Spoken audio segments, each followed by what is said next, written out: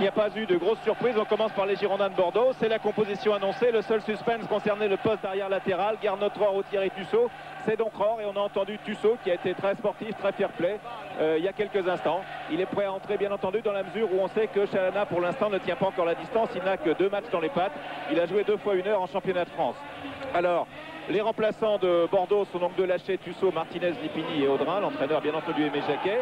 Maintenant, coup d'œil sur la composition de l'équipe de Dniepr. Dans les buts, Krakowski. En défense, donc, Bashkirov, Wisniewski, Pouchkov et Lysenko qui est capitaine. En milieu de terrain, Bakhmut, Liuti, Dilek, Kuznetsov. Et en attaque, Protasov et Taran. Les remplaçants de l'équipe de Dniepr, Gorodov, c'est le gardien remplaçant, Nazarenko, Kulinic, Fedorenko et Tcherednik.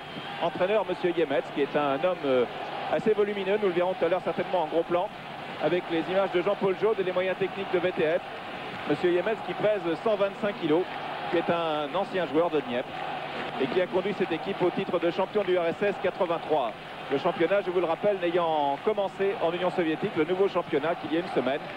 Et Dniepr a fait match nul contre son voisin de Kiev, 1 but partout. Voilà, monsieur Yemets, on ne le voit pas très bien. Là, on le verra tout à l'heure beaucoup mieux. C'est le monsieur qui est un petit peu en haut à gauche. On aperçoit sa tête, il doit allumer sa première cigarette. Il est un petit peu dégarni, les cheveux châtain clair. Et il fume beaucoup, il fume énormément pendant les matchs. Voilà, il vient de jeter un œil à nos caméras, c'est très gentil de sa part. L'arbitre est le néerlandais monsieur Kaiser, qui est assisté de monsieur Van der Vliet et de monsieur Van der Niet. C'est pas un clin d'œil à l'URSS particulièrement, mais il s'appelle Van der Niet, c'est comme ça. Van der Niet et donc Van der Vliet et monsieur Kaiser, arbitre, les 2 capitaines dans le rond central. C'est Lysenko qui est le capitaine de l'équipe de Dniepr et Alain Giresse. Voilà, pile ou face. C'est Giresse qui a gagné et qui choisit. Donc là, les petits moments de superstition comptent. Il y a certainement un camp que Giresse préfère pour commencer. C'est le camp où les Girondins ont le plus souvent gagné. Il faut dire que cette saison, ils n'ont pas perdu à domicile. Ils ont perdu 2 fois seulement à l'extérieur. Et Alain Giresse, donc, qui va donner le fanion à Michelena, qui est l'entraîneur adjoint d'Aimé Jacquet. Je pense qu'on va ouvrir le micro de Charles Bietri maintenant pour qu'on puisse vous entendre, puisque vous êtes venu nous rejoindre et que nous allons vivre ce direct maintenant, ce premier direct de Coupe d'Europe sur Canal+. Oui, je voulais simplement dire, avant que mon micro soit ouvert, que pour le choix des camps, les mauvaises langues disent que Dominique Dropsy préfère être à droite, donc en deuxième mi-temps, parce qu'au coup de sifflet final, il est plus près des vestiaires et donc des douches.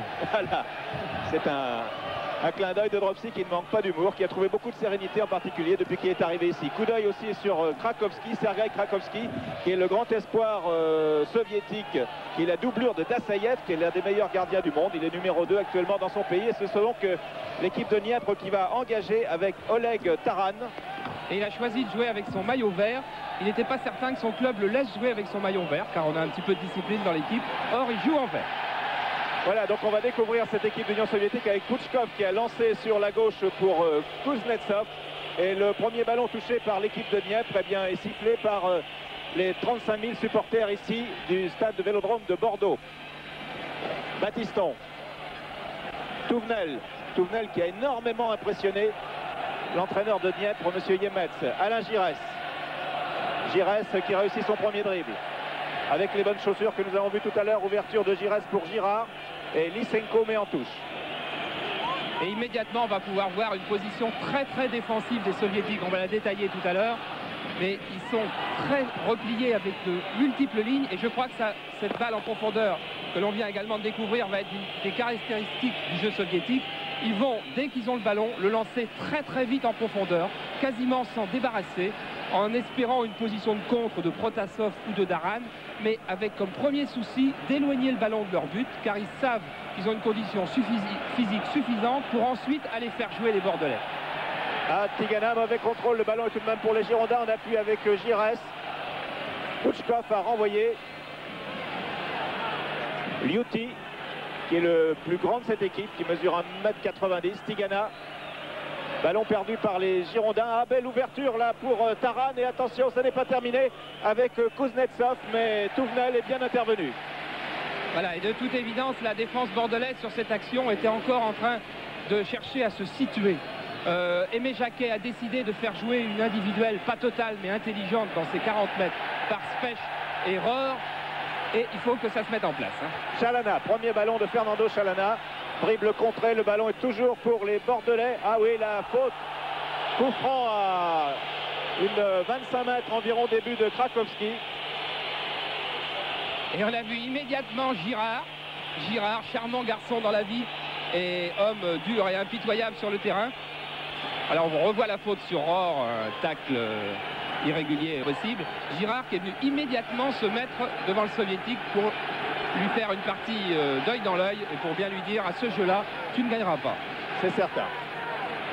Donc premier coup de pied arrêté, premier coup franc bien placé pour les Girondins avec Giresse et Battiston. Avec Battiston qui est très proche, c'est une des solutions de rechange sur les coups francs très lointains.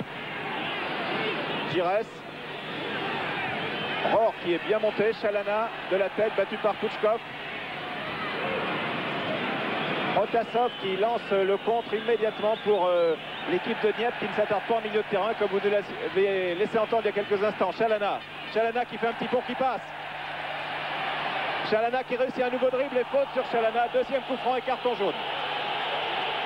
Voilà, monsieur Kaiser qui est un arbitre qui a très bonne renommée, c'est en particulier l'arbitre qui avait arbitré l'équipe de France en finale des Jeux Olympiques contre le Brésil. Monsieur Kaiser ne veut surtout pas que le jeu lui échappe. Et on revoit ce tacle sur Chalana. Et dès le deuxième coup franc, dès la deuxième faute, il a sorti un carton jaune. Et toujours Giresse au coup franc. Giresse qui tirera à peu près tous les coups francs de cette rencontre. Giresse et Battiston. Battiston qui s'éloigne et qui laisse donc le capitaine des Girondins de Bordeaux mener la manœuvre. Loin devant pour la tête de Lacombe et sortie de Krakowski. Et l'arbitre M. Kaiser la sanctionne. Les pieds en avant de Bernard Lacombe qui est en discussion sévère avec Wisniewski. Ouais, il est vrai que Bernard Lacombe, on va revoir certainement sur ce ralenti, a mis beaucoup d'enthousiasme dans l'attaque de cette balle. C'est évident, il y a le pied en l'air. On sait que Bernard Lacombe est un garçon gentil jusqu'au moment du moins où on ne l'embête pas. Là, on ne l'embêtait pas. Il a fait son attaque en évitant soigneusement le gardien. On cherche un petit peu à s'impressionner des deux côtés dans les premières minutes. C'est ça un match de Coupe d'Europe aussi. Tigana, tête. Touvenel qui réussit à arracher ce ballon. Girard qui était à ses côtés. Giresse, crochet de Giresse vers l'intérieur qui redonne un superbe ballon à Girard qui va pouvoir peut-être crocheter. Non, qui revient sur lui-même, qui redonne à Giresse. Tigana. Ah, c'est parti à 100 à l'heure. Tigana part en dribble et là il s'est fait contrer le plus normalement du monde à la régulière. Et tout de suite, on rebalance le ballon devant. Il va falloir beaucoup d'attention à Leonard Specht et à Gernot Rohr. Les Soviétiques sont en train de tendre un piège assez simpliste, mais qui fonctionne souvent. Ils vont balancer très vite sur leurs deux attaquants de pointe. Il faut surtout que Specht et Rohr ne prennent aucun risque. Remise en jeu de Dick Müller. Pour Touvenel, qui échappe à Lysenko. Lysenko qui récupère tout de même le ballon. Lysenko pour Kuznetsov. Kuznetsov, c'est un gaucher aussi dont Jean-Christophe Touvenel va avoir la charge pendant une bonne partie du match. Chalana qui donne en profondeur pour Lacombe. Dégagement de Pouchkov. Battiston qui a voulu partir en dribble mais qui s'est fait piéger. Le ballon est toujours pour les Bordelais avec Rohr, Giresse.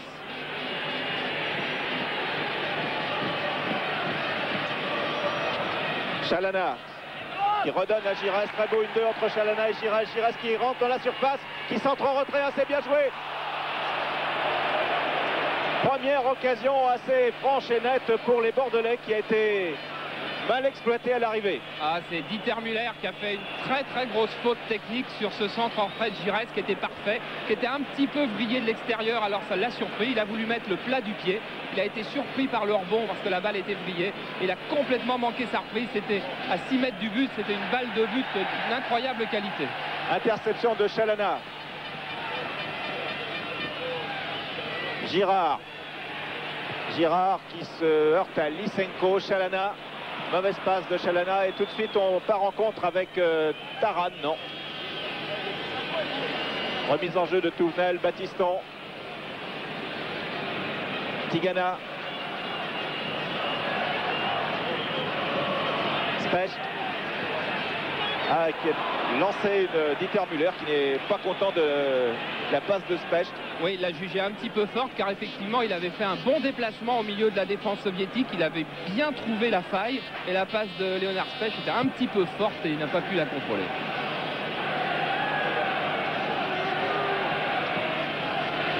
Tigana, Giresse, un match qui est vraiment parti à une vitesse folle. Dieter Müller. Il s'est bien excentré comme le lui a demandé Aimé Jacquet. Dieter Müller face à Kuznetsov qui réussit à passer, à centrer au deuxième poteau. Dégagement de Prouchkov. Ballon récupéré par Tigana après une faute nette de Luiti, mais l'arbitre laisse jouer la règle de l'avantage. Il a raison, Chalana. Encore un crochet de Fernando Chalana. Giresse. Et hop, non, il laisse jouer bien Chalana alors qu'il y avait... c'est à la limite de l'obstruction. Et l'action suivante, ça y était, et M. Kaiser a sifflé. Et il faut remarquer qu'on voit beaucoup Chalana depuis le début de cette rencontre. Chalana qui prend beaucoup plus de risques dans ses dribbles que lors des rencontres contre Bastia et contre Marseille. Et Aimé Jacquet nous a dit hier qu'il lui manque encore 15 jours pour être à son niveau, au niveau supérieur, au niveau européen.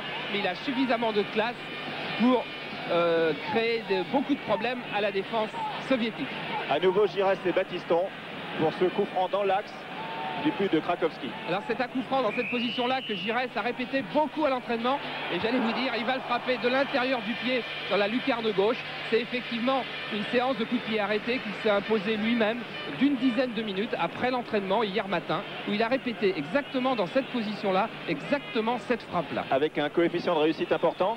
Avec un coefficient de réussite assez moyen parce que c'était en fin de séance et il était déjà un petit peu fatigué. On va revoir, vous voyez, il enroule de l'intérieur du pied, il cherche la lucarne gauche, derrière le mur. Et le contre est rapidement joué, comme on l'a compris très vite dans ce match avec l'équipe de Dieppe. Ballon perdu par Taran et récupéré par Jean-Christophe Touvenel. De Bordeaux. Lysenko qui a tenté un extérieur du pied et qui a été contré par Girard. Touche effectuée par Kuznetsov. Longue. Tête de Tigana. Giresse. Attention, récupéré par Kuznetsov. Interception à nouveau d'Alain Giresse. Mais il reste 5 soviétiques en défense sur ce contre bordelais où Giresse pouvait s'attendre à trouver 2-3 défenseurs maximum. Specht. Il repique vers l'intérieur, qui va tenter de frapper, non, qui donne une balle superbe à Lacombe qui marque. But de Bernard Lacombe. Premier but de Bernard Lacombe en direct sur Canal+, à la 10e minute de jeu, superbe action. Et voilà, et il faut se souvenir qu'à l'origine de cette action, on retrouve Leonard Specht, le même Leonard Specht que l'on a vu marquer un but à Marseille et qui maintenant a pris une confiance formidable en lui. Vous voyez, il adresse cette passe, Lacombe la contrôle en pleine course. Il se relève après avoir été accroché et immédiatement, du bout du pied gauche, il frappe avec une soudaineté extraordinaire. Vous voyez le geste de Lacombe vers Leonard Specht pour le remercier de cette place. Cette passe, on revoit encore. Il va se relever, regardez, bout du pied gauche. Voilà, immédiatement bout du pied gauche. Voilà le troisième ralenti donc qui nous fait apprécier ce premier but en Coupe d'Europe en quart de finale donc des Girondins de Bordeaux sur Canal+. Et Lacombe, pendant le ralenti, a embrassé le petit ballon d'or qui est accroché à la chaîne qui est autour de son cou. Il le fait à chaque fois. Et voilà encore à quoi sert l'entraînement. Hier, Bernard Lacombe s'est lui aussi imposé une séance de tir au but du pied gauche. Balle arrêtée, balle en mouvement. Il a frappé du pied gauche pendant 10 minutes sans discontinuer. Et il marque son premier but du pied gauche. Tigana, Chalana. Ça ne pouvait pas mieux que c'est pour les Bordelais. Au deuxième poteau pour Dieter Müller, ce centre de Chalana. Et c'est un corner pour les Girondins de Bordeaux. Le premier de la partie qui va être tiré par Jean-Christophe Touvenel devant le panneau de Canal+. Et on a vu une brève seconde, l'hésitation de Krakowski. Krakowski qu'on entend placer ses défenseurs comme tous les gardiens du monde, qui a hésité car il a certainement été ébranlé par ce premier but de Lacombe qui est venu si vite. Giresse pour tirer ce corner, dégagé par Bashkirov.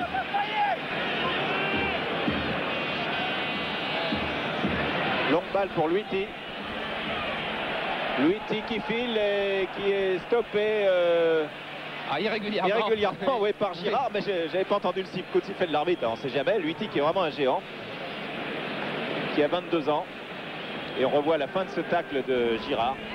C'est indiscutable. Monsieur Kaiser devait siffler et il l'a fait. Lutti qu'on verra certainement dans de grandes courses de ce genre-là. C'est une des spécialités soviétiques, beaucoup plus qu'un jeu technique. Sur le corner, on a cherché la tête de Dillet.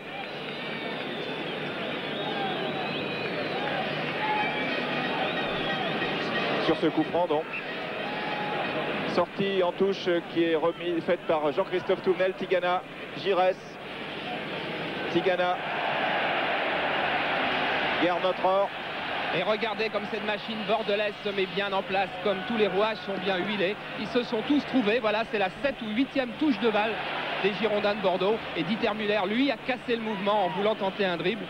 C'est un des pièges dans lesquels l'équipe de Bordeaux ne doit surtout pas tomber.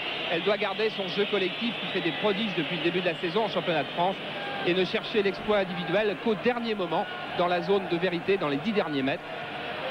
Un peu comme l'a fait Lacombe sur le but. Wisniewski pour Pouchkov. Toujours loin devant pour Oleg Taran. Et on voit à quel point le rôle de Specht va être capital dans ce match. C'est à lui de récupérer ce genre de ballon. C'est lui le plus souvent qui sera en sa possession. Et ça va être à lui de relancer ce que d'habitude fait Battiston, ce que va faire Battiston en cette action-là. Sans doute Specht aura plus souvent le ballon que Battiston. Et son rôle est capital, on l'a vu sur la première action. Super petit pont d'Alain Giresse qui continue son action en appui avec Dieter Müller qui est crocheté encore. Nouveau coup franc en faveur des Girondins de Bordeaux. Giresse qui a été crocheté régulièrement à 20 mètres crocheté par Ivan Wisniewski. Oui, on va revoir ce tacle et cette faute. En fait, Wisniewski est surtout surpris par la feinte de corps de Giresse car il venait vraisemblablement dans l'intention de bien attaquer le ballon. Et Giresse lui a fait une feinte de corps superbe. Et il est tombé dans le panneau et il a enlevé tout ce qui se trouvait devant lui. Et ce qui se trouvait devant lui, c'était Giresse. Voilà un coup franc à nouveau bien placé. Et cette fois-ci, il y a un gaucher. C'est pas Thierry Tussaud parce qu'il est sur le banc. Mais c'est Chalana qui va tirer vraisemblablement son premier coup franc avec les Girondins de Bordeaux. Enfin, son premier coup franc dans une position aussi intéressante. Fin de Chalana, tir de Battiston, une frappe extrêmement puissante du libéro bordelais qui ne devait pas être loin du cadre de Krakowski qui en tout cas a préféré sortir le ballon en corner. Ah, c'est une balle qui allait toucher la barre et on voit que la feinte de Chalana avait trompé un petit peu de monde en dehors de moi-même. Elle avait trompé une partie du mur soviétique qui s'était écarté, qui avait déjà quitté sa place. Corner tiré par Alain Giresse pour la tête de Tigana.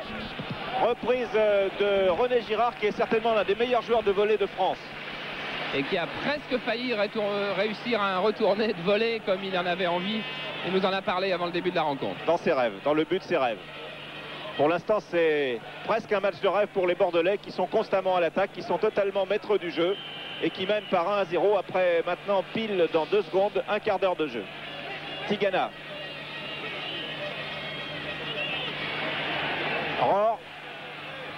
Rohr qui ne parvient pas à centrer, qui s'est empêtré dans la défense de Dniepr. Mais c'est une occasion de voir toute la solidarité de cette équipe bordelaise parce que Rohr, qui était monté sur le flanc gauche en cette attaque, a été immédiatement remplacé par Jean-Christophe Touvenel qui est venu prendre l'attaquant de pointe soviétique qui lui était sur le flanc droit. Wisniewski a voulu lancer une nouvelle fois son attaque, il n'y parvient pas, le ballon est à nouveau pour Bordeaux avec Fernando Chalana sur la gauche qui réussit un superbe crochet vers l'extérieur, qui récupère le ballon et qui obtient un nouveau corner pour le Girondin. Vraisemblablement dans 15 jours, Fernando Chalana aurait réussi ce centre. C'est bien ce qu'a dit Aimé Jacquet. Il a beaucoup travaillé, mais il n'a encore que très peu d'entraînement après 8 mois d'inactivité. Il a réussi le début de son action, c'est-à-dire l'enchaînement dribble et centre, mais il lui manque la fin du rythme pour réussir le centre. À gauche comme à droite, c'est Alain Giresse donc qui tire les corners. Tête de Luiti. Specht toujours, qui redonne à Giresse. Qui donne à Giresse. Giresse qui cherche Dieter Müller. Wisniewski amorti de la poitrine. On a vu aussi Giresse qui cherchait à faire un centre beaucoup moins aérien que les 3 ou 4 précédents. Il est évident que la puissance athlétique, le potentiel athlétique de la défense soviétique est énorme et que Lacombe et Müller auront beaucoup de mal à réussir des têtes classiques. Alors Giresse a cherché au premier poteau beaucoup plus court. Et les soviétiques qui mènent le contre. Attention, Girard était seul face à Taran et Kuznetsov. Luiti Delay. Battiston. Pouchkov. Et le ballon revient dans les pieds des Bordelais qui n'ont vraiment pas été inquiétés du tout pendant ce début de match et qui sont totalement maîtres de la situation. On a tout de même vu 2-3 dégagements assez aériens de Battiston et de Girard. Et ce sont là les consignes d'Aimé Jacquet. Surtout ne prendre aucun risque. Un match de Coupe d'Europe se joue au millimètre, a-t-il dit. Et là, on a tenté de jouer le jeu du côté de Bordeaux et ça n'a pas fonctionné. L'arbitre de touche n'a pas levé son drapeau. La balle est sortie et revient aux Girondins, mais leur jeu n'a pas marché. Protasov ne s'est pas fait piéger. Il a quand même été obligé de revenir vers son camp. Il a ainsi changé son appel de balle. Et du coup, le partenaire qui voulait lui faire la passe l'a mis dehors. Donc, effectivement, le piège du hors-jeu n'a pas fonctionné. Mais la montée des Girondins a été de bonne qualité. Chalana, Girard, Tigana, appel de balle de Gernot Rohr, suivi par Taran. Rohr, Giresse, crochet, centre du pied gauche pour la tête de Dieter Müller, dégagement de Lysenko. Et la défense soviétique totalement affolée par les permutations. On va voir si Battiston se sort de ce coup. Affolée par les permutations de Müller et Lacombe qui se déplacent sans cesse et qui emmènent les gens qui les marquent individuellement de tous les côtés. Et ainsi Chalana s'était retrouvé totalement seul au deuxième poteau. Dieter Müller, Chalana qui mésentente là entre les deux étrangers des Girondins.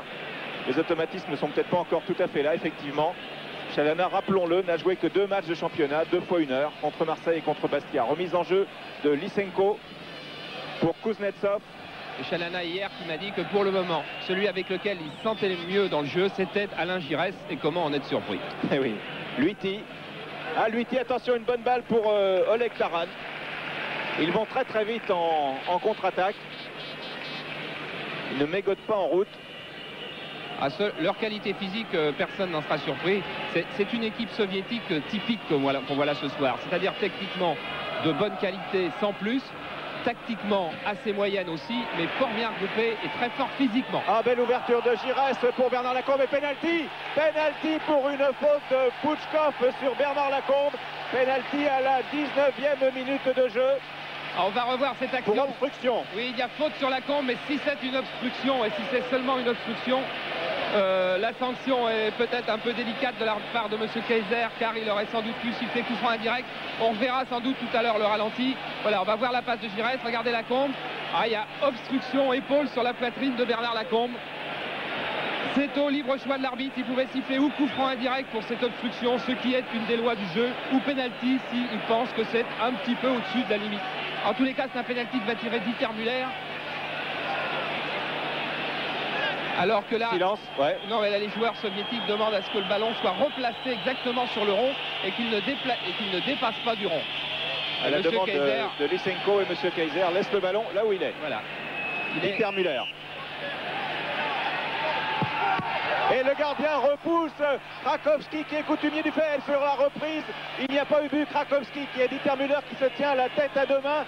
Krakowski qui avait déjà repoussé un penalty au tour précédent à Dniepr contre l'équipe Levski de Sofia. C'est un spécialiste des penaltys. On a appris ça hier soir avec l'arbitre, avec l'entraîneur M. Yemets. Il part très très bien sur la droite et sans tricher, sans même anticiper. Et ce qui est extraordinaire, c'est que le joueur bulgare avait tiré le penalty exactement à cet endroit-là. Vous voyez, il fait un tout petit pas de 20 cm en avant, le seul répréhensible, mais vraiment pas grand-chose. Et il réussit un très très bon arrêt. Et il faut se souvenir que le penalty arrêté au tour précédent avait été celui de la qualification pour l'équipe soviétique, car si les Bulgares avaient marqué à l'extérieur, eh bien les Soviétiques ne se seraient pas qualifiés. Exactement, donc Krakowski qui est monsieur penalty dans cette équipe de Dniepr. Et s'il y a un arrêt de jeu, Jean-Paul Jaude vous montrera certainement la tête de Dieter Müller, qui a les mains sur les hanches dans le rond central, qui a la tête sur les chaussures et qui a gardé ses 2 mains sur sa tête pendant 3 à 4 minutes. Un peu moins. Battiston donc qui redonne un peu de sérénité à l'équipe de Bordeaux qui vient là de traverser une période difficile. Il y a toujours un petit moment où on est groggy après un tel coup, comme quand un boxeur va au sol. Ah, c'est un moment peut-être capital dans le match, peut-être capital même dans ce quart de finale de Coupe d'Europe. On ne sait pas, ça pouvait être le but du chaos, car prendre un deuxième but, surtout sur un penalty avant la fin de la première demi-heure de jeu, à l'extérieur, c'est quelque chose dont on se remet difficilement en Coupe d'Europe. Pour Dieter Müller, donc ce début de match est difficile. Il a eu une première occasion de but tout à l'heure sur un débordement de Giresse, et puis là sur penalty, mais c'est pas terminé. Bien entendu avec Chalana qui part en dribble, qui réussit, qui donne en retrait à Tigana, qui reprend instantanément du pied gauche. Si Jean-Paul Jaune peut nous montrer Dieter Müller qui est en plein dans la surface des 18 mètres. Voilà. Regardez-le, il continue à avoir toute la misère du monde sur les épaules. Voilà, il tourne à gauche, à droite. Je peux vous assurer qu'il ne pense pas le moins du monde à ce que va faire le gardien ou le défenseur. Il ne pense qu'à une chose, ce penalty, et il va avoir cette idée en tête pendant encore 1h15 et peut-être plus après si le match ne tourne pas très bien en faveur des Bordelais. Voilà, il respire fort, il souffle. Protasov. De l'autre côté pour Luiti qui est hors jeu. Signalé hors jeu au départ de la passe d'Oleg Protasov. C'est Patrick Battiston qui avait fait monter ses camarades et qui était monté lui-même. Il avait très bien vu que le soviétique allait chercher cette passe en profondeur sur l'aile droite. Alors il avait fait faire une montée de 3 pas de toute sa défense et ça avait suffi pour mettre hors jeu Protasov. Tigana pour Giresse, contré. Lysenko. Tigana qui revient sur Lysenko et qui va le contrer. Lysenko réussit et évite le contre de Tigana, mais pas celui de Girard. Touche pour l'équipe de Dniepr. Remise en jeu de Lysenko. Lysenko pour Delay. Wisniewski. On cherchait la tête de Luiti. Bagmout. Et Dropsy qui a quasiment pas touché de ballon jusqu'à maintenant. Alors que le match est commencé depuis 25 minutes pour les téléspectateurs de Canal+. Et je peux vous assurer que c'est toute l'équipe bordelaise qui a pris un coup sur ce penalty manqué. Qu'ils vont certainement pouvoir se reprendre. C'est des joueurs qui ont trop d'expérience et trop de qualité pour rester marqués. Et je peux vous assurer que depuis 6 minutes, il n'y a pas que Dieter Müller. C'est toute l'équipe bordelaise qui est moins vive sur le ballon, qui est moins dynamique, qui se démarque moins, qui fait moins d'appels de balles, qui fait moins de pression sur le porteur du ballon. C'est un choc psychologique que viennent de subir les Bordelais avec ce penalty, alors que le match était à peine lancé et qu'en tous les cas, ils le tenaient très bien. Et ils ont tous cru, l'espace de quelques secondes, entre la faute et le tir de Müller, qu'ils allaient aller en demi-finale de Coupe d'Europe. Oleg Taran, donc là, qui vient de centrer malgré la charge de Touvenel. Ballon récupéré par les Soviétiques après ce renvoi de Battiston par Bachikov. Et débordement à nouveau. Attention à ce débordement de Taran. Ah, ils sont beaucoup plus menaçants depuis cette touche froide de tout à l'heure. Donc ce penalty de Dieter Müller repoussé par Krakowski. Il va falloir que l'équipe Girondin se retrouve des forces morales. Je suis persuadé qu'elle a les moyens de retrouver ses forces morales. Mais là, il y a un petit quart d'heure qu'il faut souffler, il faut respirer. Alors c'est peut-être Girard qui va redonner le tonus. Tigana qui passe, qui a passé Delay et qui n'a pas passé Pouchkov. Rohr qui revient à toute vapeur. Specht, Rohr. Tigana qui joue avec le numéro 14 depuis la titularisation de Chalana, qui ne voulait jouer qu'avec le 8. Et le 7, il n'y a pas beaucoup de joueurs qui veulent le 7. Tigana ne veut pas du 7. Touvenel avec les supporters de Bordeaux qui encouragent comme ils ne l'ont peut-être jamais fait. Un gaucher qui est souvent sur sa route et sur lequel il est obligé de garder un œil, ce qui explique qu'on trouve plus souvent Rohr, comme en ce moment, dans la participation au jeu devant. Et bonne frappe de Rohr, la détournée par Dieter Müller. Ce qui vient un petit peu contredire le plan d'Aimé Jacquet, car Aimé Jacquet pensait qu'il avait besoin de 2 marqueurs, de 2 défenseurs individuels derrière Rohr et Specht. Giresse qui va pouvoir frapper de 20 mètres, un tir vrillé d'Alain Giresse. Donc il avait besoin de 2 défenseurs individuels très prudents qui participeraient assez peu au jeu offensif. C'est pour ça qu'il a titularisé Rohr plutôt que Tussaud, pour que Chalana n'ait pas à regarder derrière lui, en tous les cas le moins souvent possible, qu'il puisse se préoccuper simplement du jeu. Alors que là, sur une caméra, on avait vu René Girard qui faisait un appel de balle au centre et Giresse qui avait préféré tirer. Et Tigana là, qui a lancé Muller qui était à la limite. Muller qui était à la limite de leur jeu et Bernard Lacombe qui l'était totalement. Et le juge de touche qui avait fait signe de dégager. De jouer. Ouais. Bagmout. Taran. Oleg Taran. Qui a marqué en championnat contre Kiev vendredi dernier. Protasov. Et Chalana est venu chercher ce ballon dans les pieds de Protasov. Et il fait non pas du cinéma, mais il fait du spectacle, Fernando. Et il est en train de faire la conquête du public bordelais, ce qui était aussi un de ses objectifs, parce qu'il a besoin de conquérir un public qu'il n'a pas vu depuis 8 mois. Les vrais supporters l'ont vu en championnat la semaine dernière contre Bastia. C'est tout. Tigana.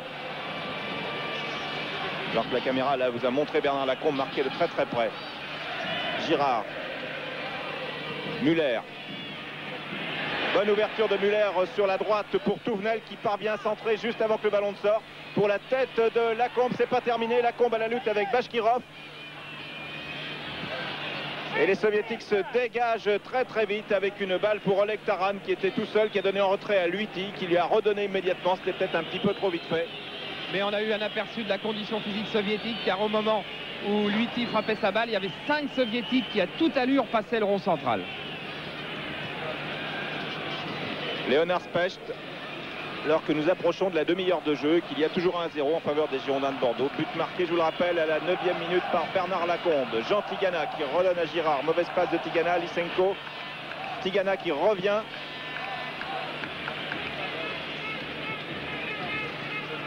Protasov. Protasov encore. Et balle en retrait pour Dominique Dropsy. Avec un très bon retour de Touvenel qui avait 3 mètres de retard au départ de l'action et qui a remonté tout son handicap pour revenir subtiliser ce ballon. J'y reste pour Dieter Müller. Il faut effectivement faire jouer au maximum Dieter Müller. C'est la meilleure chose qui puisse se passer. Dieter Müller qui est parvenu à passer une première fois, qui là est en difficulté, qui va obtenir un coup franc tout à fait justifié. À faute du soviétique qui a gardé le ballon entre ses jambes. Alors qu'il était à terre. Ce qui est Bashkirov qui en a fait trop là. Et Chalana se préparait à tirer le coup franc, mais non, c'est Alain Giresse, le dépositaire du jeu, comme l'appelle Aimé Jacquet, car c'est lui qui a la responsabilité de toute la construction bordelaise. Lacombe s'est engagé au premier poteau, belle montée d'Aurore et bonne intervention surtout de Sergei Krakowski. Et regardez ce dégagement, voilà typique du jeu soviétique que l'on va voir ce soir, que l'on a déjà un peu vu. Il n'y avait pas un attaquant soviétique dans le camp bordelais, et Krakowski a quand même dégagé très très loin. Il a renvoyé le danger le plus loin possible, car il sait que son équipe est capable, voilà c'est fait, de récupérer le ballon quand elle sera dans les pieds bordelais. Bashkirov pour Taran. Taran qui a voulu lancer Kuznetsov, et bonne sortie de Dropsy. Mais auparavant, Jean Tigana s'était offert un petit plaquage style hockey sur glace, une obstruction en pleine course sur Daran. Oleg Taran, oui, qui est le rival de Blokin. Il a joué à Kiev auparavant. Il avait 16 ans quand Blokin jouait et régalait les téléspectateurs français contre l'équipe de Saint-Etienne. Et il paraît que dans cette équipe de Dniepr, il a un frère qui a 20 ans, qui joue pas ce soir, qui n'est pas dans les 16, mais qui lui est encore un peu plus Blokin que lui. Oleg, ouais. Voilà. Et il s'appelle Oleg en plus, celui-là, celui qui est là ce soir et qui lui a 24 ans. Coup franc tiré par Pouchkov qui prend énormément d'élan, qui tente sa chance directe. Oh, quelle frappe de balle d'Oleg Pouchkov, de Sergei Pouchkov. Voilà, c'était de 35 mètres. Hein. C'était une des choses que l'on n'avait pas vu du côté bordelais sur les cassettes. On voit cette frappe de balle vraiment très très lointaine, il y a plus de 30 mètres.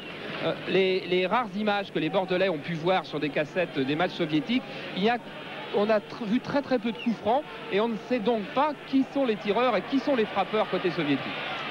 La remise de Dieter Müller pour Tigana, ça n'a pas fonctionné. Ça n'a pas fonctionné, mais c'est une bonne tactique pour mettre hors de position une défense renforcée, une défense assez lourde comme celle-là. Chalana, Fernando Chalana qui a beaucoup d'espace, qui n'a personne sur lui et qui lance sur la gauche la fusée Garde notre or qui va centrer instantanément pour la tête de Dieter Müller et qui a lobé Müller, qui a lobé Lysenko et qui a surpris Alain Giresse, qui a surpris Bernard Lacombe, pardon. Ah, si Bernard Lacombe s'était imaginé qu'à la fois Muller et qu'à la fois Lysenko ne toucherait pas ce ballon, vraisemblablement il aurait armé sa reprise beaucoup plus tôt et il n'aurait pas été surpris. Nous revoyons ce centre de Gernot-Rohr, donc très haut, c'est vrai. Muller est lobé, Lysenko est feinté plutôt que lobé et Lacombe surpris.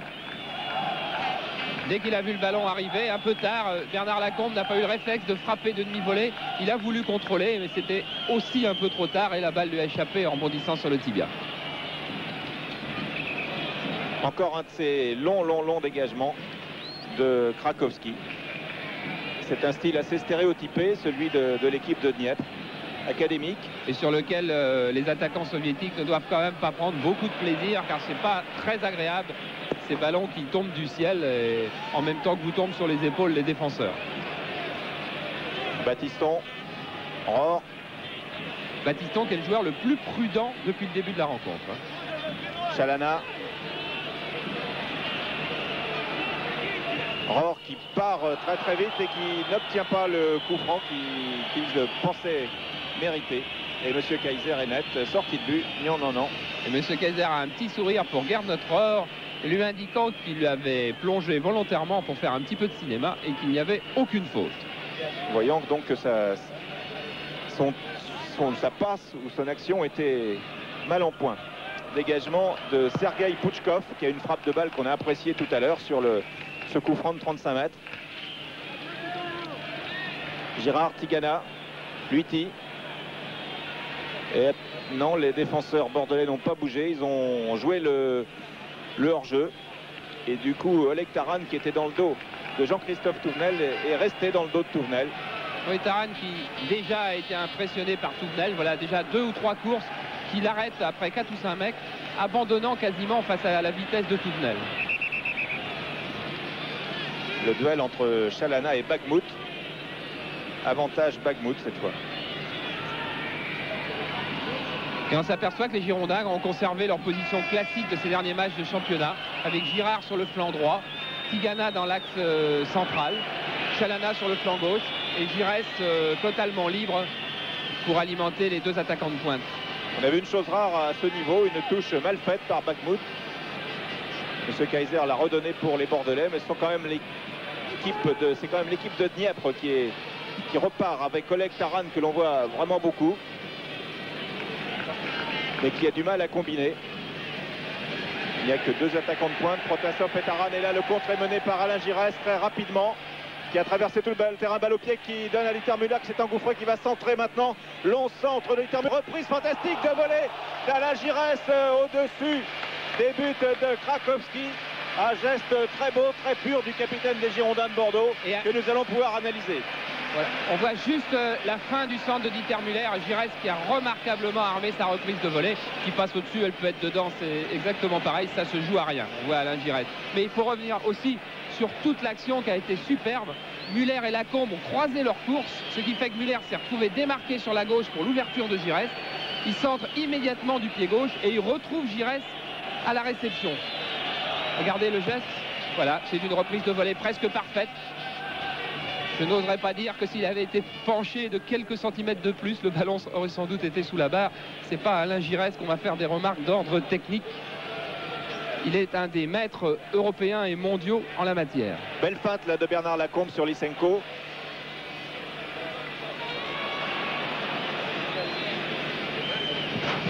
Luiti qui lui aussi fait de l'espace. Girard.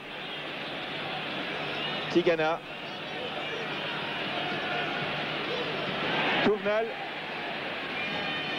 Touvenel qui centre au 2e poteau pour Dieter Müller. Et Luiti qui était encore là-bas. Et la touche est pour l'équipe de Dniepr. C'est une des premières fois que Touvenel pouvait monter sur l'aile droite. C'était René Girard qui était venu prendre Kuznetsov en individuel dans son dos. Il a fait un bon centre, Jean-Christophe Touvenel. On lui reproche souvent la finition, une finition quelque peu moyenne dans ses actions, alors qu'il les entame toujours très bien. Là, ce Jean-Christophe Touvenel qu'on vient de voir, eh bien, c'est bien fini. Première montée de Battiston qui avait été d'une rare prudence, effectivement. et qui là poursuit son action, qui est face à Kuznetsov et touche en faveur des Girondins. Voilà, son pressing a permis de récupérer le ballon et ça va déboucher sur une action très dangereuse. Et Dieter Müller qui est une nouvelle fois assez malheureux sur ce centre de Battiston qui avait piégé la défense soviétique. Et, ah là là, pour lui c'est une soirée très très difficile. Dieter Müller qui est à une position de contre maintenant pour les soviétiques à 3 contre 2. Protasov, avec Oleg Taran évidemment. Taran qui continue avec Delay. Protasov et dégagement de Girard qui ne fait pas de sentiment et qui était à la limite du coup franc. Monsieur Kaiser lui a dit attention, ne recommencez pas ça. D'accord, fait le signe Girard. Mais Girard qui est revenu après une course de 40 mètres sauver cette balle qui était une balle de but, je peux vous l'assurer. Kuznetsov pour Luiti.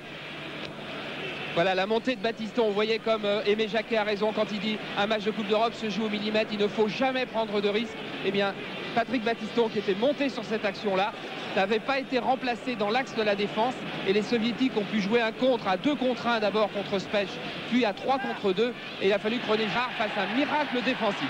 Et Bernard Lacombe là qui s'échappe et très beau tacle de Pouchkov dans les pieds de Bernard Lacombe. Et faute de Garnotror sur Luiti. Ah, le match est beaucoup plus équilibré. Il s'est équilibré à partir du moment où Dieter Müller a raté le pénalty. Enfin, il ne l'a pas vraiment raté. C'est le gardien qui l'a repoussé.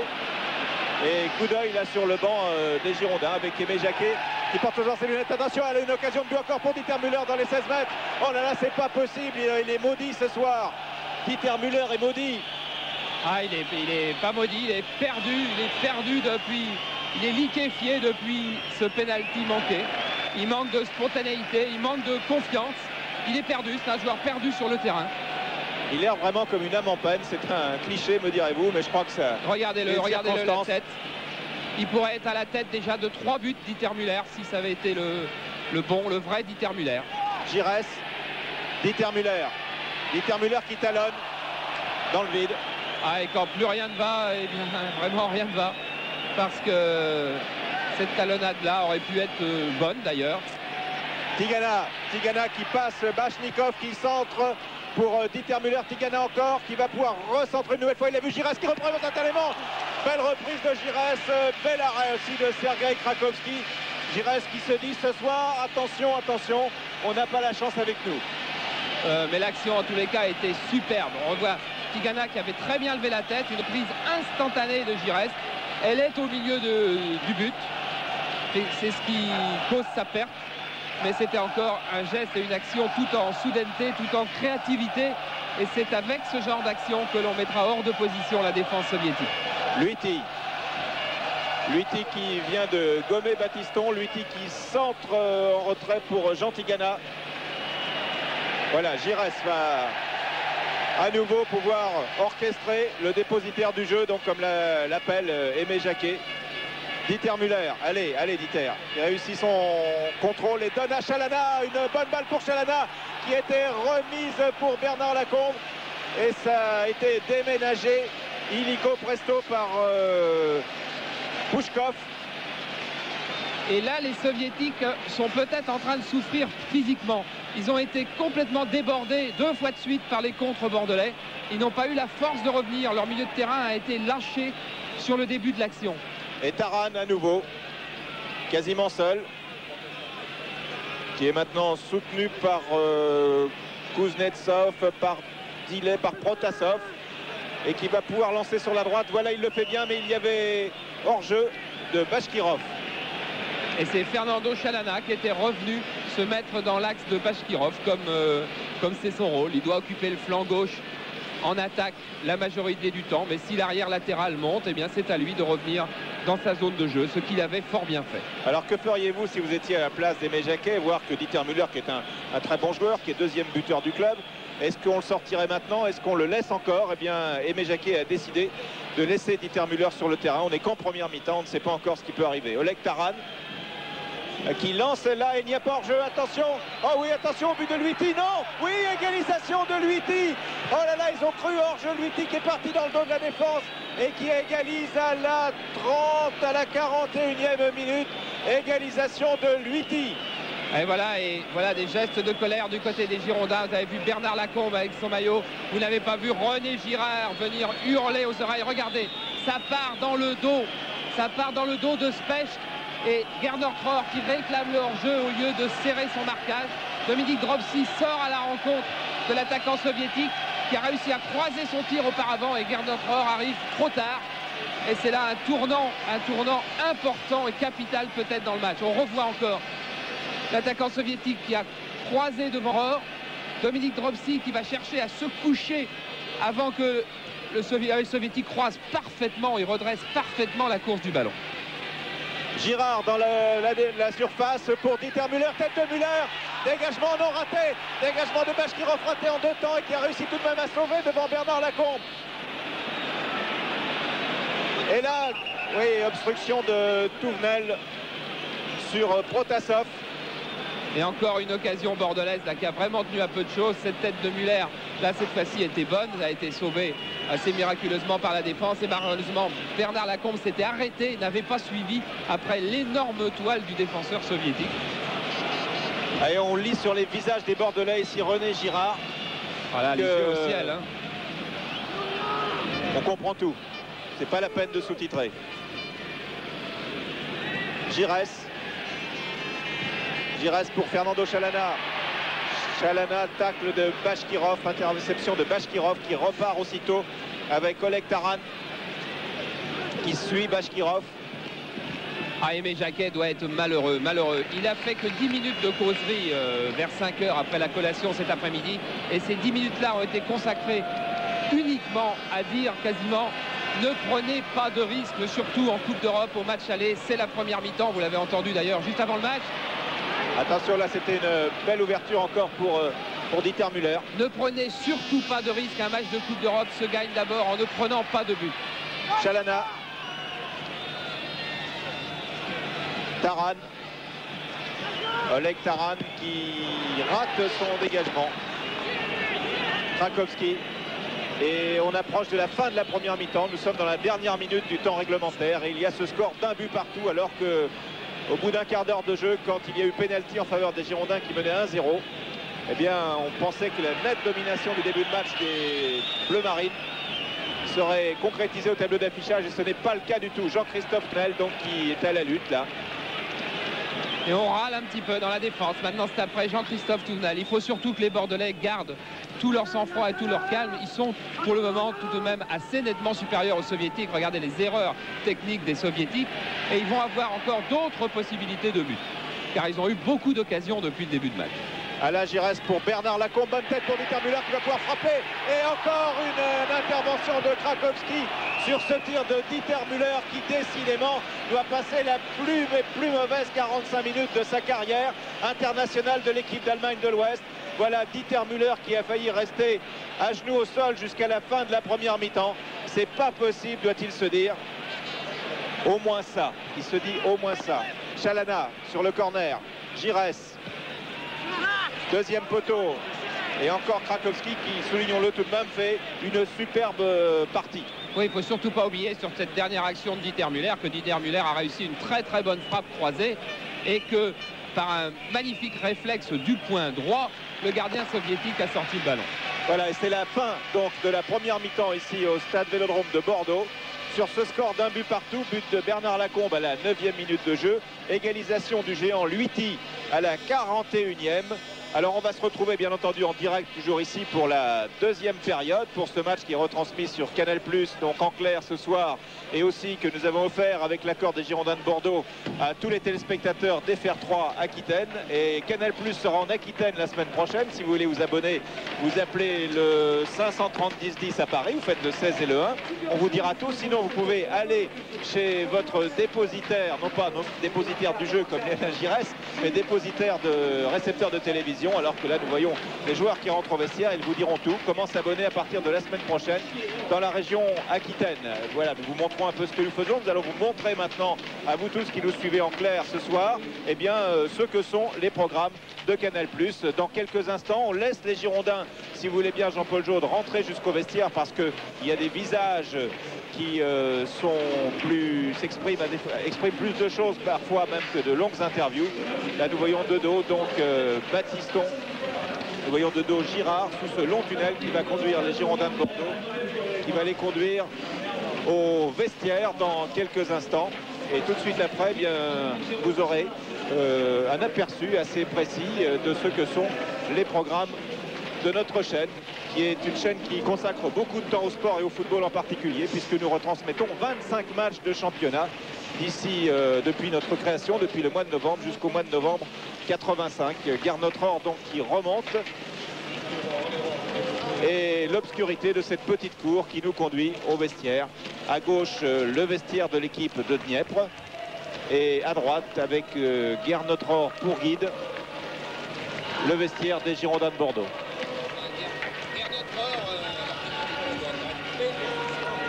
Voilà, donc nous allons dans un instant, maintenant nous allons laisser entrer, alors que c'est Michel Hénin là que nous voyons laisser entrer Gare Notre-Or, qui est le dernier à entrer au vestiaire vraisemblablement. Et on voit des images du vestiaire, les joueurs qui se tiennent la tête entre les mains dans une serviette pour certains. On regarde les chaussures, ce n'est pas l'euphorie. Voilà une image étonnante que nous vous proposons. Et Michel Hénin qui laisse la porte ouverte. La caméra va pouvoir entrer quelques secondes. Alain Giresse qui est à sa place habituelle, au bout du banc. Très pensif. Et la porte va se refermer vraisemblablement après l'entrée de Dominique Dropsy, de tous les remplaçants de l'équipe des Girondins de Bordeaux. Voilà. C'est difficile qu'on a prouvé qu'on est capable de passer au-delà. Et bien pour l'instant, hein, on est tous décidés à faire le maximum. Vous repartez sur les mêmes bases qu'au début de match? Eh bien, on va aborder cette deuxième mi-temps comme on l'a fait en première mi-temps, savoir un certain pressing. Il est préférable que je reste plutôt en couverture que d'aller m'aventurer devant, puisqu'on a des joueurs capables de faire la différence. Merci Patrick. Bien, merci Charles. Et on n'a pas eu le temps de dire à Patrick, il pense certainement à autre chose aussi que son ami Platini avec la Juventus. Eh bien, mène 1-0 devant le Sparta de Prague, sur les résultats qui nous sont communiqués par nos amis d'Europe 1. Austria de Vienne dans la Coupe des Champions aussi, et Liverpool match nul, 1 but partout pour l'instant. Et Göteborg et Panathinaikos, 1-0 pour Panathinaikos à Göteborg. Le match là est terminé en C2 en Coupe des Coupes, alors que vous voyez les Bordelais donc rentrer sur le terrain. Dieter Müller est toujours là. Everton et Fortuna 0-0. Larissa et Dynamo de Moscou 0-0. Le Bayern mène devant l'AS Rome par 1-0 en Coupe des Champions, en Coupe de l'UEFA. L'UEFA, donc Milan et Cologne 0-0 pour l'instant. Manchester United et Videoton 0-0 aussi. Et Tottenham et le Real 0-0. Voilà, c'était les résultats. Donc certains à la mi-temps, d'autres définitifs. En ce qui concerne la Juve, c'est fini. C'est Tardelli qui a marqué le but de la Juventus de Turin. Voilà. Michel, oui, j'ai un des anciens du club, Christian Delaché, avec moi. Christian, qu'est-ce qu'il s'est dit à la mi-temps? Écoutez, il s'est dit qu'il ne faut pas se décourager, c'est-à-dire qu'on a tout à gagner à continuer notre pression, parce qu'on ne peut pas être plus malheureux que ce qu'on a été dans les occasions manquées. On a eu les occasions, maintenant il faut les concrétiser. Et tout le monde repart avec beaucoup d'enthousiasme. Absolument, oui, rien n'est perdu. De toute façon, c'est qu'un quart de la mi-temps. C'est-à-dire qu'on a encore un match retour. Ici, ça, pour l'instant, c'est un quart du match qui est joué. Voilà, et vous allez peut-être pouvoir découvrir sur les images Christian Delaché, qui avait pris 2 fois sa retraite au Girondins de Bordeaux et qui est revenu encore pour donner un coup de main, non, un peu plus. Absolument, ouais. Moi, je fais partie de l'effectif professionnel. De toute façon, je me considère comme un joueur à part entière, comme tous les joueurs qui sont sur le banc, prêts à pallier aux défaillances des titulaires. Merci Charles. Pendant ce temps-là, on a vu une image assez saisissante des joueurs de Bordeaux qui venaient parler à Dieter Müller, qui venaient l'encourager, qui venaient lui dire des mots certainement très gentils, très affectueux, pourquoi pas. Dieter Müller qui ne pourra jamais être plus malheureux, je pense, dans sa carrière qu'il ne l'a été en première mi-temps. Et la meilleure chose pour lui, c'est effectivement de rester sur le terrain. Et Jacquet lui conserve sa confiance. Et tous ses partenaires aussi. Voilà, Dieter Müller qui a touché le ballon pour cette reprise en deuxième mi-temps. Donc sur ce score d'un but partout entre les Girondins de Bordeaux et l'équipe de Dniepr. Avec aucun changement dans l'équipe des Girondins et aucun changement dans l'équipe soviétique. Dans l'équipe soviétique avec le numéro 10 Protasov, avec le géant Luiti donc, qui a marqué le but de l'égalisation à la 41e minute.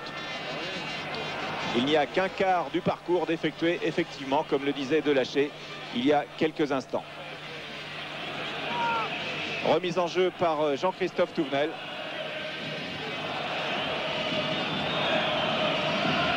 Et pendant que nous voyons la promotion de Canal+ tout à l'heure, pour tous ceux qui nous suivent ce soir, eh bien, on se disait aussi que le gardien de Dniepr, Sergei Krakowski avait fait une partie époustouflante en première mi-temps. Voilà Sergei Krakowski qui a arrêté son deuxième pénalty en Coupe d'Europe ce soir et qui a fait beaucoup d'autres interventions décisives pour l'équipe de Dniepr. Les Girondins sont à l'attaque avec Alain Giresse qui est bousculé et qui obtient un coup franc bousculé par Vladimir Luiti et qui semble toucher là. Le capitaine bordelais semble toucher après Luiti qui lui serre la main, qui l'aide à se relever. Giresse s'est frotté la cheville gauche et il repart doucement en appui sur cette jambe gauche, donc frictionné par Vladimir Luiti. C'est un coup franc à 35 mètres. Coup franc que va venir tirer peut-être Tigana. Battiston donc qui donne pour la tête de Muller. Sortie de but. Donc que s'est-il dit dans les vestiaires pendant ce quart d'heure? On a vu des premières images au moment où les Girondins sont entrés. Et là, il y a une période de décompression en général pendant laquelle, quelle que soit la situation, l'entraîneur ne parle pas. Il laisse les joueurs récupérer. Ils ne sont pas disponibles. Ils ne peuvent rien entendre. Les images défilent. Ils décompressent. Et puis ensuite, au bout de 5-6 minutes, la plupart du temps, là, ils commencent à parler. Ce sont des phrases courtes, des mots, des regards. Surtout dans cette équipe bordelaise où on parle très peu dans les vestiaires. Ce sont tous de grands garçons. C'est une équipe assez âgée qui connaît très bien le football. Mais là, Aimé Jacquet a été obligé de parler sur le plan moral ou psychologique. Je veux dire, il a fait pratiquement, m'a confirmé Michel Hénat tout de suite dans l'escalier, aucune remarque d'ordre tactique. Tactiquement, ça a bien fonctionné, surtout sur le plan offensif. Il a simplement répété qu'il fallait être extrêmement rigoureux derrière, ce que les Bordelais n'ont pas été sur le but, mais qu'il fallait garder toute sa confiance, que si on se procure 3 ou 4 occasions de but très nettes en deuxième mi-temps comme en première mi-temps, elles ne vont pas toutes être manquées. Et Patrick Battiston nous a finalement retranscrit ses propos d'Aimé Jacquet tout à l'heure lorsqu'il vous a répondu sous le tunnel. Battiston précisément, le voici. Battiston qui est parti en attaque et là c'est Léonard Specht qui est en couverture sur cette offensive menée par Protasov. Protasov, attention à la tête. Ah, très belle tête de Pouchkov qui était monté. Et Aimé Jacquet qui doit s'arracher les cheveux sur le banc. Il y a une énorme discussion au sein de la défense bordelaise en ce moment, car c'est exactement, on a entendu Jacquet hurler, exactement ce que Jacquet ne veut pas. C'est-à-dire que les Soviétiques puissent se retrouver en position de contre et que le marquage individuel derrière soit abandonné. Habituellement, l'équipe bordelaise ne fait pas un marquage individuel. Là, ce soir, elle doit absolument marquer de très près les deux attaquants de pointe. Et c'est ce qui n'avait pas été fait encore. Specht qui monte. Specht qui prolongeait son action. Luiti, Rohr, Muller, Tigana. Tigana qui passe. Giresse. Giresse face à Pouchkov, qui n'a pas passé Lysenko, le capitaine bordelais. Et là, un tacle de René Girard, où il avait mis tous ses kilos et même un peu plus. Voilà, et on vient de lui dire, Lysenko vient de lui dire en soviétique, mollo, mollo, mollo.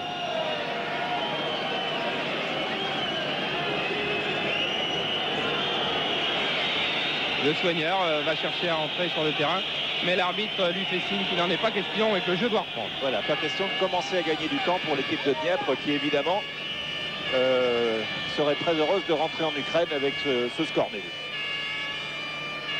Ce qui obligerait de toute façon les Bordelais à marquer au moins un but au match retour.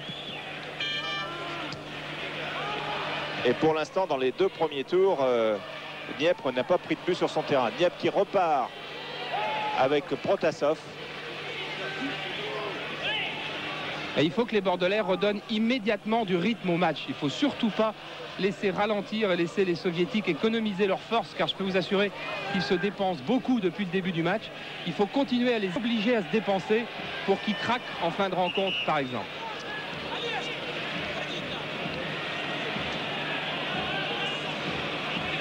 Léonard Specht pour Battiston. À Battiston qui va hésiter à s'engager, car l'occasion soviétique de début de deuxième mi-temps est venue à nouveau après une de ses montées. Précisément, Lysenko, tête de Tigana, Dillet, Battiston, Specht. Tigana. Garnotror qui a tenté le petit pont sur Bagmout. Remise en jeu de Rohr. Chalana. Rohr encore. Rohr qui réussit son petit pont trop long. Chalana ne s'attendait pas à une telle feinte de Garnotror. Il penchait pour un 1-2 plus classique. Il n'imaginait pas que le Bordelais allait glisser la balle entre les jambes du Soviétique pour lancer Chalana dans le trou. Pour l'instant, il y a deux joueurs bordelais qui s'échauffent là-bas.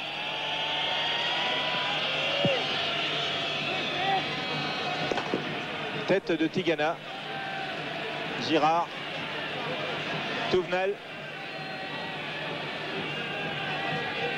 Tigana. Un mauvais contrôle de Tigana. Ça lui arrive une fois par an. Oleg Taran. Taran, tacle de Rohr sur Taran. Giresse qui est bien revenu et il y a une faute d'Oleg Taran sur Alain Giresse. Oleg Taran qui paraît être un des beaux joueurs de cette formation soviétique avec le grand Luthi. Et le gardien Krakowski bien entendu. Et le public ici soutient à fond l'équipe des Girondins, les 34 000 environ spectateurs qui sont présents au Stade Vélodrome et certainement comme vous tous devant Canal+ ce soir. Touvenel qui est un excellent arrière de débordement. C'est Didier Kouékou qui dit s'il centrait aussi bien qu'il déborde, il serait le meilleur arrière du monde. Et on a vu en une seconde Giresse et Tigana manquer deux contrôles faciles. C'est le signe que l'équipe bordelaise est un peu crispée. Et c'est Chalana qui tire le corner et non pas Giresse. Girard qui s'est bien engagé, qui n'a pas fait dans la dentelle. Un bon pivot de Bernard Lacombe.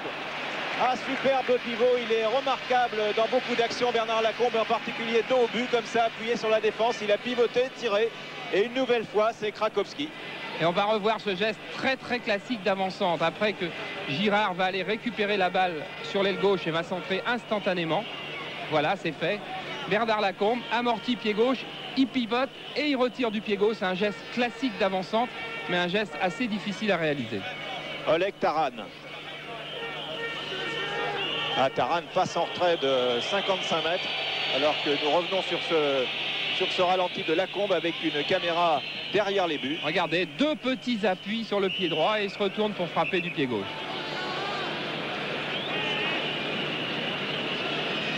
Nous utilisons tous les moyens techniques ce soir avec Jean-Paul Jaude qui a 7 caméras de VTF à sa disposition. Et regardez Bernard Lacombe, on l'avait isolé un petit moment pour voir comment, et on le retrouve là d'ailleurs, quel était le marquage qui était le sien. Jean Tigana. Tigana qui frappe. Et qui frappe du gauche à nouveau. Ah, bien joué de la part de Tigana. Un tir du droit de 25 mètres, un tir du gauche des 18 mètres. Beaucoup de soudaineté, beaucoup de vivacité dans les deux tirs de Tigana. On va revoir, il y a Lacombe qui a contré ce premier tir. Tigana revient et du pied gauche, un excellent tir à ras de terre.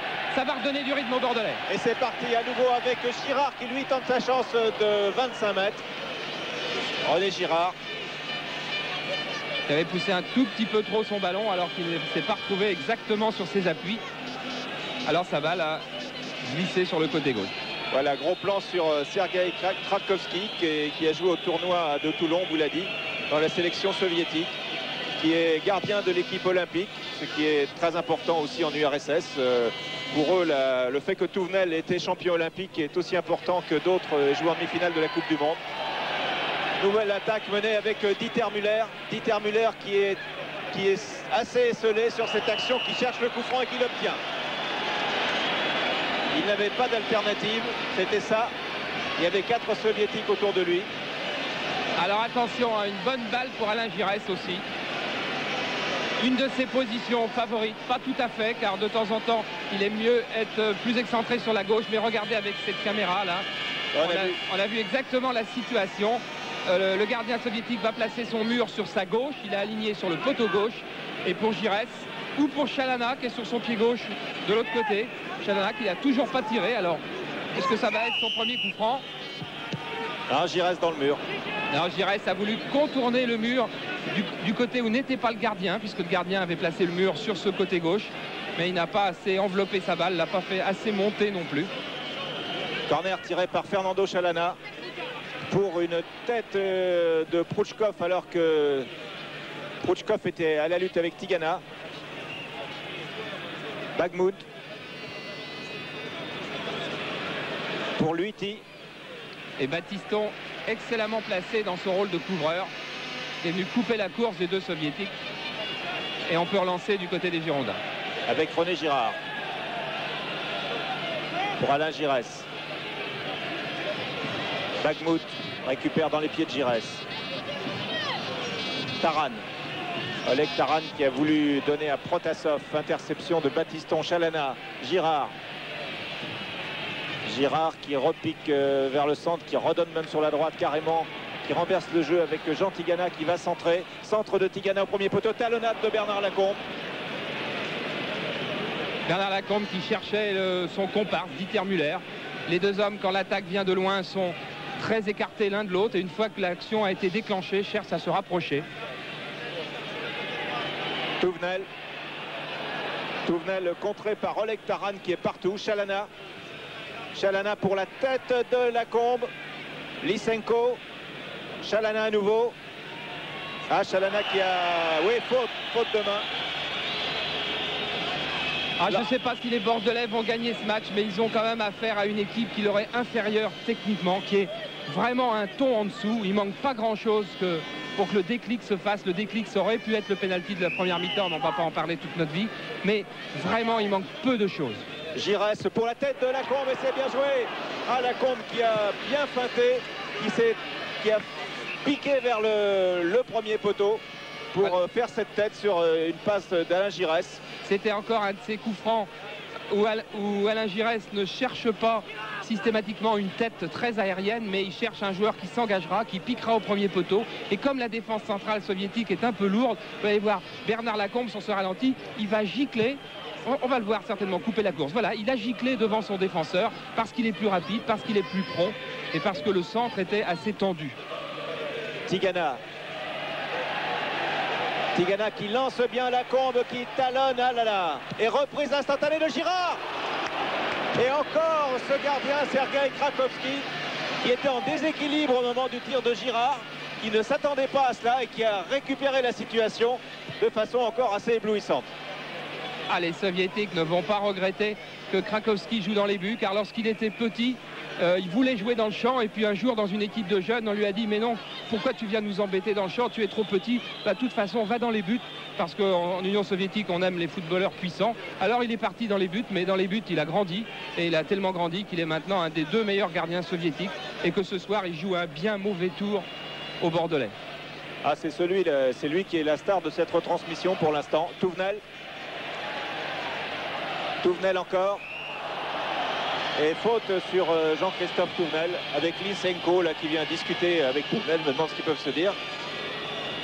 Oui, Touvenel lui répond d'ailleurs. Il a fait semblant d'avoir un geste d'humeur. Touvenel, en fait, il n'en avait pas. Il savait très bien que l'arbitre avait sifflé et que les Girondins allaient bénéficier d'un bon coup franc. Et on va encore retrouver Giresse qui va sans doute chercher un coup franc un petit peu moins classique encore. Et tous les Girondins sont dans les 16 mètres, à l'exception de Touvenel et de Battiston. Specht va peut-être s'engouffrer, il est à l'extérieur de la surface pour l'instant. Non, Giresse... Et non. Giresse a encore cherché Müller, Lacombe au premier poteau. Touvenel, oui, qui a effacé très bien. Giresse, oui, pour Lacombe, tête de Pouchkov. Sergueï Pouchkov. Remise en jeu de Touvenel. Pour Girard, tête de Girard. Dieter Müller qui va peut-être passer, enfin. Ah, bonne balle pour Giresse, non, oh là là, tous les Soviétiques sont en défense à l'exception des deux attaquants de pointe, Protasov et Taran, et c'est très difficile de passer en particulier dans l'axe des buts de Krakowski. Et pourtant c'est une bonne période en ce moment dont les Girondins devraient tenter, et c'est ce qu'ils font, essayer de profiter, parce que les Soviétiques ont perdu un petit peu de leur lucidité. Leurs relances sont vraiment encore plus approximatives que depuis le début de la rencontre et surtout plus courtes. et les Girondins se retrouvent très souvent en possession du ballon à 20-25 mètres de la défense soviétique. C'est le moment d'en profiter. Derrière, on est un petit peu affolé. Au milieu, on a du mal à retrouver son deuxième souffle. Et le public l'a bien senti car il hurle depuis maintenant quelques secondes.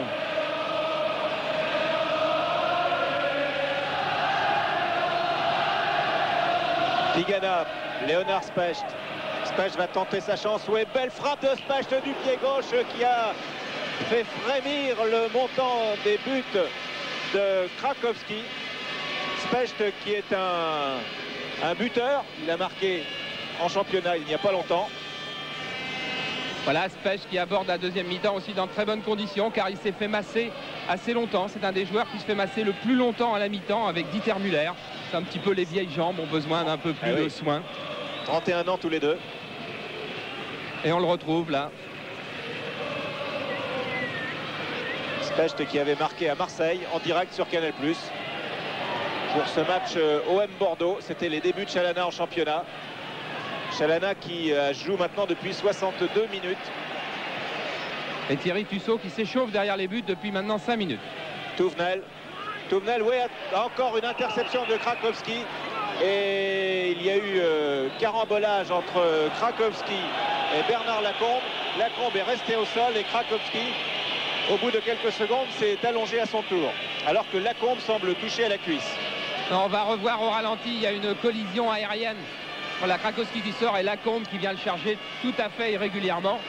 Et fort possible, et il est même certain que les deux joueurs se soient fait un peu mal, se soient télescopés. Krakowski s'était lancé avec le genou plié, on l'a bien vu. Et Lacombe est venu un petit peu s'empaler sur le genou de Krakowski. On va peut-être le revoir sur un autre ralenti. De toute façon, le gardien est un joueur sacré lorsqu'il est en l'air. On n'a absolument pas le droit de toucher un gardien dès que ses pieds ont quitté le sol. Et là, vous voyez, la faute est absolument indiscutable. Lacombe le percute alors qu'il est complètement en l'air et qu'il est très vulnérable. Et M. Kaiser a d'ailleurs sifflé et Lacombe se relève assez touché sur le haut de la cuisse. Et on revoit, c'était vraiment une très bonne sortie. Regardez, il a 5 pas d'élan très rapides. Et il sort et il relâche le ballon simplement parce que Lacombe l'a heurté et l'a déséquilibré en l'air.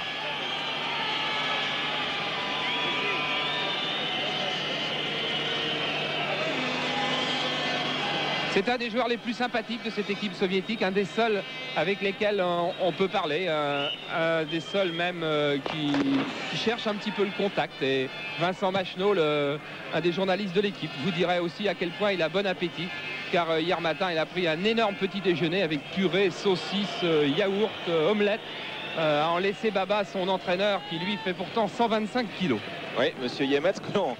On ne voit pas beaucoup, pourtant il devrait apparaître tout à l'heure si on jette un coup d'œil sur le banc de touche, car c'est un homme de poids, c'est un ancien arrière central de l'équipe de Dnieppe. Il a 44 ans et il pèse 125 kilos. Là, le voilà, regardez-le, il fume sa 25e cigarette, il a bonne mine. Voilà, il nous a dit hier qu'il était un arrière central de type très classique en WM comme on jouait à cette époque, c'est-à-dire solide sur les jambes, qui prenait pas de risque offensif, mais il fallait pas trop venir le chatouiller. J'ai l'impression qu'aujourd'hui c'est encore un petit peu ça, on n'a pas tellement envie d'aller lui chercher des noises. Coup franc donc pour Dieppe, maintenant tiré par Lysenko, le capitaine. Tête de Girard, tête de Touvenel. Oleg Taran. Voilà, très bonne anticipation de Léonard Specht sur cette interception. Giresse, Lacombe, pardon, pour Giresse. Et la faute sur Alain Giresse, faute de Lysenko. Faute de Lysenko et Thierry Tussaud qui s'échauffe toujours. Jean-Christophe Touvenel est parti sur l'aile droite, mais oui, Alain Giresse avait tardé à le servir, mais voilà, il l'a bien trouvé.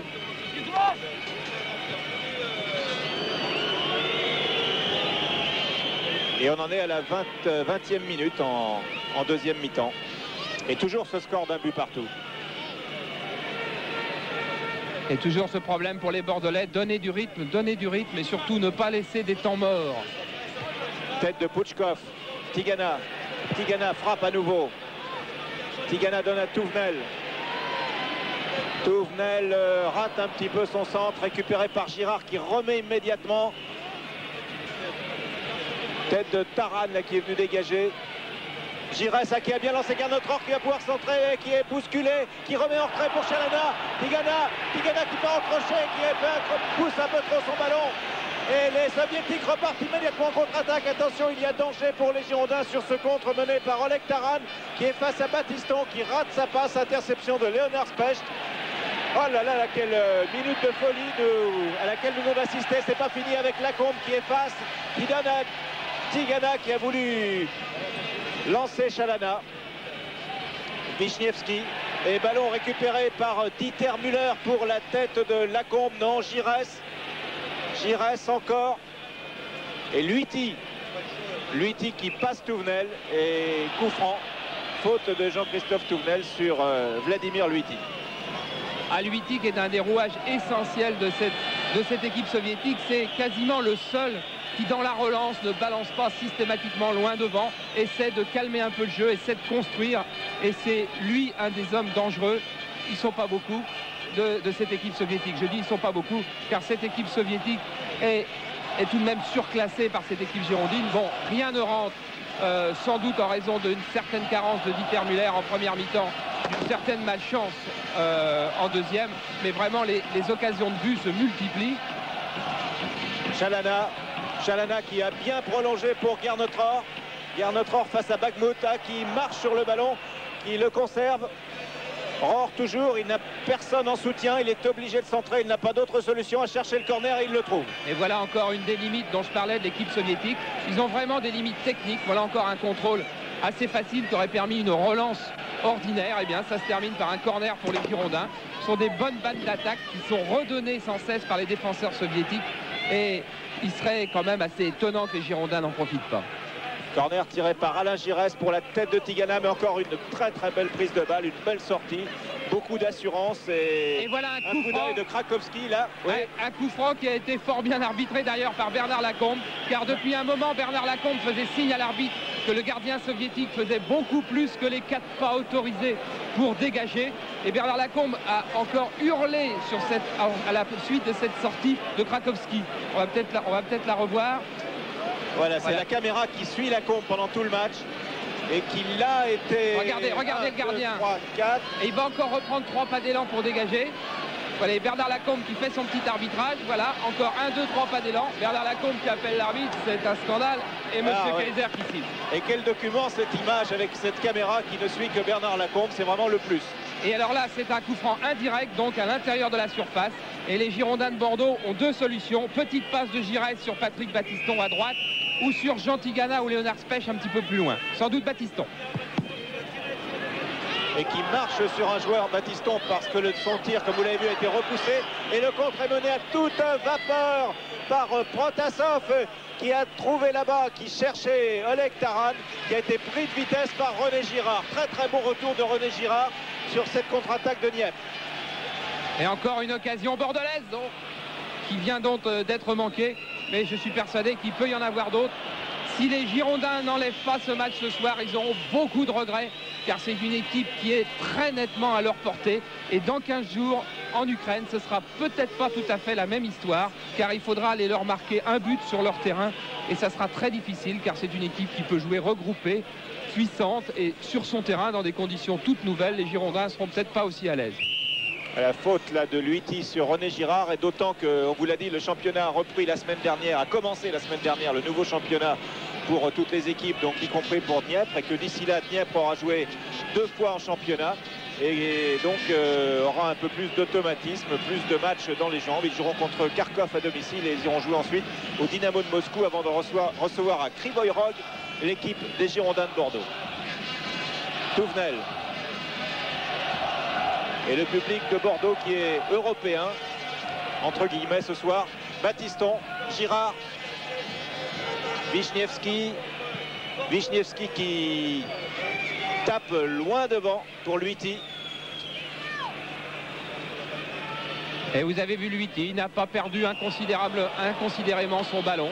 Il a cherché une relance en passant par retrait. C'est un joueur qui a un registre de football un petit peu différent de celui de ses coéquipiers. Ça fait penser un peu à Osim, un très grand joueur qui gardait bien le ballon, je ne sais pas si vous vous souvenez. Yougoslave.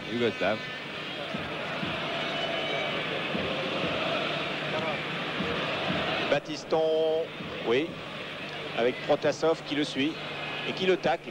Touvenel qui n'a d'autre solution finalement que ce qu'il vient de faire, c'est-à-dire donner en retrait à Dominique Dropsy. Et on commence à regarder la montre un peu plus souvent. On en est à la 26e minute, 27e minute en deuxième mi-temps. Et regardez comme les Soviétiques ne vont pas faire le pressing dans le camp bordelais. Ils vont attendre la ligne médiane à peu près systématiquement, voilà, pour commencer à contrecarrer le jeu des Bordelais. Touvenel, contré.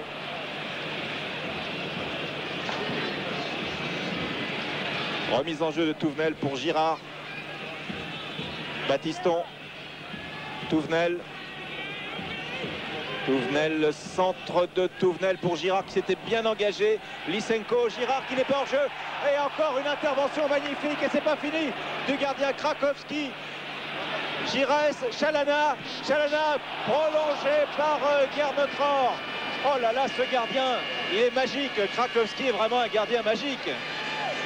Mais il y a aussi certainement un manque de lucidité un petit peu des attaquants bordelais, car sur cette dernière action, il est évident que Krakowski a fort bien anticipé et s'est trouvé sur la trajectoire. Mais les Bordelais étaient 3 en position d'attaque dans les 6 mètres et c'est le genre d'occasion que quand même il ne faut pas manquer en Coupe d'Europe.